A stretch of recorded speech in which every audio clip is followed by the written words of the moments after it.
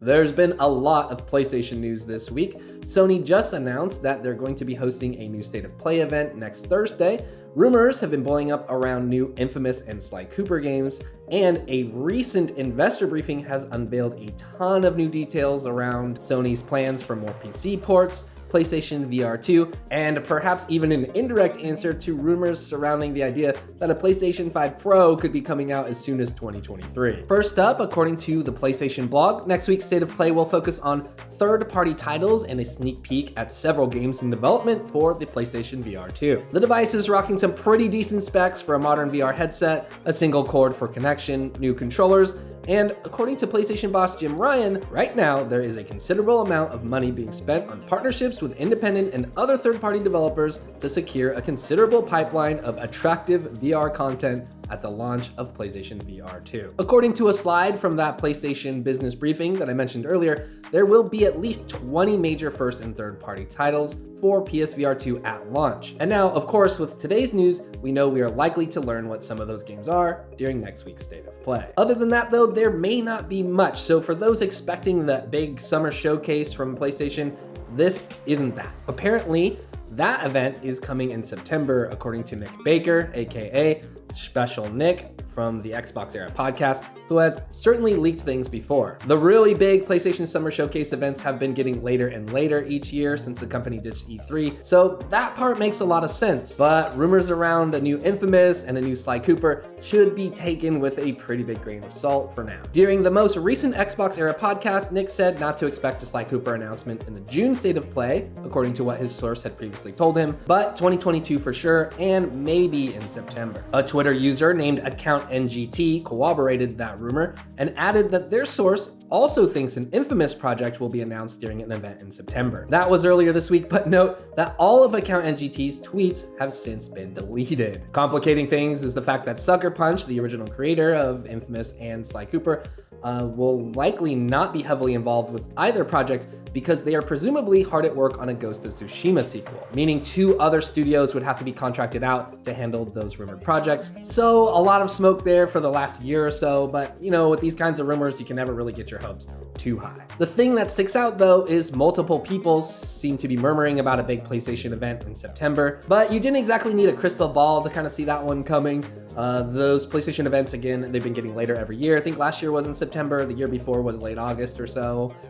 So yeah. The other thing you don't need a crystal ball for are cold hard facts and sales data provided by PlayStation themselves as justification for them to begin porting even more of their exclusives to PC. According to their investors report from earlier this week, the revenue Sony has made from porting exclusives has increased substantially year over year. PlayStation PC ports in 2020 made $35 million alone, then nearly doubled that amount the following year when they grossed $80 million in 2021. Sony is now predicting their PC efforts will more than triple that number with about $300 million earned in revenue by the end of 2022. It's obvious to see why Sony has been vocal and aggressive with their moves to expand their PC business ventures, and it's obviously a win for PC players who want to have access to high-quality games that run and look great on their optimized hardware, especially during a time when PS5s are still incredibly hard to find. God of War was released on PC earlier this year, with Uncharted 4 and Uncharted Lost Legacy still on the way. According to a data miner, Returnal is likely the next PlayStation exclusive to get a port. Fans obviously have been clamoring for Bloodborne to come to PC forever, while games like Marvel Spider-Man, Ratchet & Clank Rift Apart,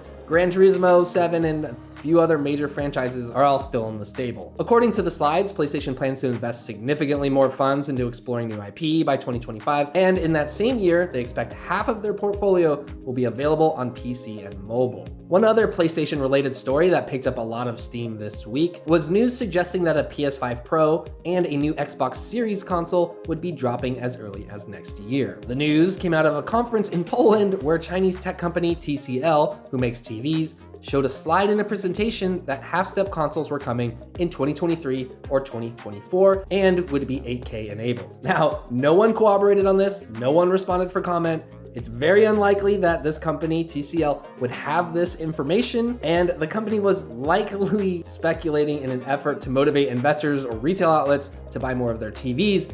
But regardless, the internet kind of lost it. Sony and Microsoft already can't meet demand for the boxes they have out now, so even the notion that they would try to upsell customers so soon was enough for people to raise their pitchforks, or their memes or whatever. And again, even though this is just some random out of context slide from Poland, I think just the idea of this was enough to get kind of people riled up. And look, a PS5 Pro and a half-step Xbox console are very, very likely in development right now, but given the circumstances, a global chip shortage, a completely unprecedented demand for current-gen consoles, and with an increased focus on studio acquisitions and subscription services, it would be very surprising to see half-step consoles in 2023, let alone even announced at this point. 2024 seems a little more realistic, but probably also a stretch given how slow this generation has started out. Consider this, next-gen consoles have been out for nearly 2 years now, and we are just starting to see stories now of game companies saying we're gonna leave the last generation behind, like with Gotham Knights. I think ultimately the timing right now, 2023 or even 2024 probably doesn't make sense for half-step consoles. In PlayStation's business briefing,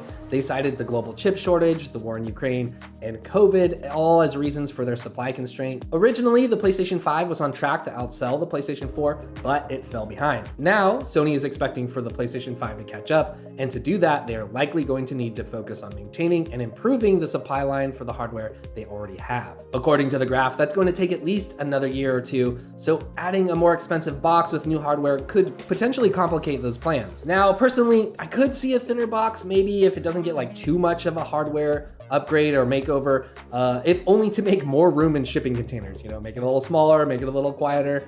But the idea that we would get an 8K gaming console next year when we're barely gaming in 4K as it is, seems like enough to kind of debunk that slide from TCL.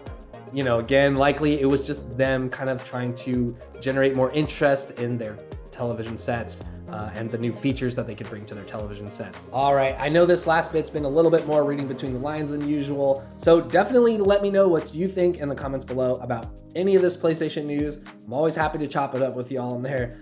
Anyways, thanks for watching, and we'll catch you in the next video.